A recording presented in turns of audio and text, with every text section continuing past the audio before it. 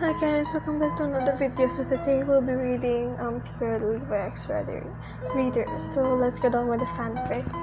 You're pulled from sleep by the feeling of your partner tossing and turning in the sheets next to you. Even though you had awoken to a similar situation several times before, concern still bloomed beneath your groggy state. You sat up, then leaned over to check on him while blinking the blurriness from your eyes. Levi? In the darkness, you could barely make out the tear stains on his cheeks, his eyebrows drawn tightly together as he tried to shake off the terrible vision that plagued him. A soft whisper escaped from his throat and your heart broke. You placed your hands on his shoulder and pressed on them gently. Levi, you whispered, not wanting to startle him, and suddenly, with the sudden movements or loud noises.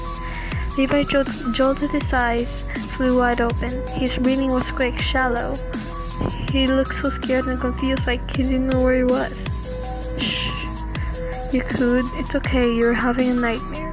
You gently wiped the tears from his face, then brushed your fingers through his hair. We're home. We're safe. It's okay.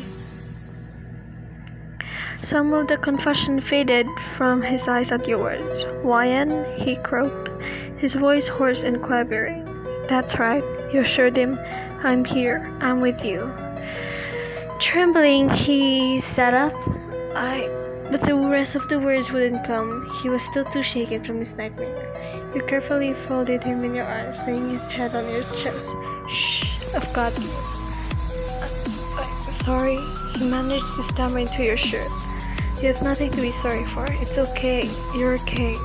You resumed, stroking his head in an attempt to soothe him. You hear my heartbeat? Just focus on that.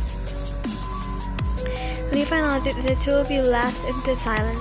His breathing was the only sound that resonated within your shared bedroom. But they gradually slowed, deepened. You grabbed the sheets, wrapping them around you both to give more warmth as you fought to stop shaking. Eventually, that eased well.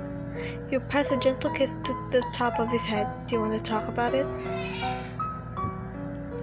It was a nightmare. The stench of death filled the air, filled his lungs. Everywhere he looked, the ground was littered with blood and half-eaten bodies.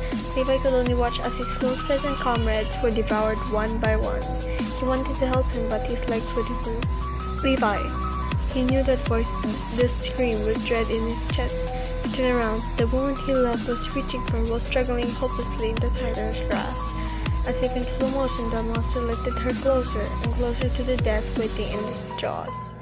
They were supposed to be married the day after they got back from the expedition. Wine had picked out the most beautiful white dress. It was bad luck for the groom to see the bride before the wedding. But Wine had been so excited that she'd want to show him anyway.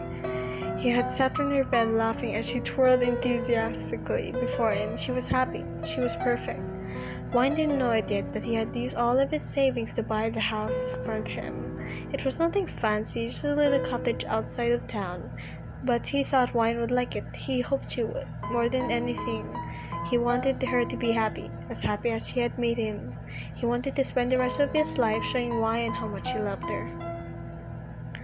Levi tried to run to her, tried to use his gear, but it was useless. He just stood frozen as the beast lifted Wine into its mouth just before those deadly teeth closed around her. Wine met his eyes and mouth. I love you. Then she was gone. I lost you, Levi whispered. We were happy. We were only supposed to be married, but we went on an expedition and I couldn't save you. Ashamed, he hid his face in your shirt. Oh, Levi, you breathed, pulling back and cupping his face in your hands. Hey, it's okay. It was just a dream. We both made it back from that expedition, remember? You lightly kissed his forehead, his cheek, anywhere you could. We were married, and all our friends were there. You looked so handsome, you murmured in between the kisses. And then you took me to this cute little cottage and told me it was our house. I felt like I was living in a fairy tale. He smiled. Remembering how surprised and happy you had been? Yeah, I remember. You practically jumped over me when you found out, almost knocked me over. The corner of his mouth turned up so ever slightly. It was a tentative smile, still unsettled and weary from his nightmare, but it was there. He loosened the breath, and you felt some tension leave his body with it. Then he brought his forehead to rest against yours. You wrapped your arms around him, rubbing small soothing circles into his back. The two of you sat silently together as Levi took comfort from the mirror and from your loving embrace. Then he sighed. "Thank you, Wyatt. Sorry I woke you up again."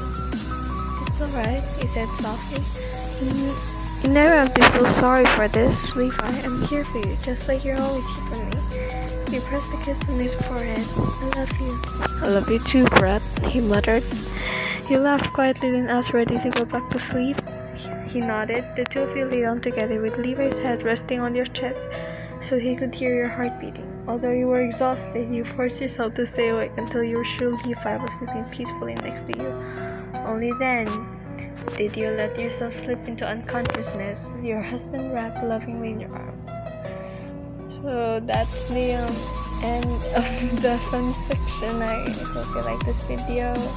I'll send the link of this fanfic down below. Bye, see you in the next video.